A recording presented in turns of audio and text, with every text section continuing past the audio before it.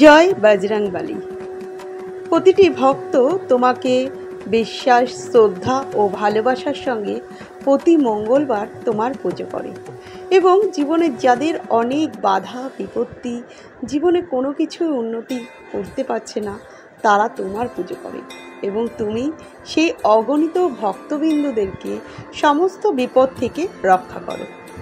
আজ মঙ্গলবার, আমিও বজরংবলীর পুজো করি প্রতি মঙ্গলবার। তো মনে হলো সেই পুজোটাই আজকে আমি আপনাদের সাথে শেয়ার করি। তাহলে চলুন আজকের আমি বজরংবলীকে কিভাবে পুজো করেছি সেটা আপনাদের সাথে শেয়ার করছি।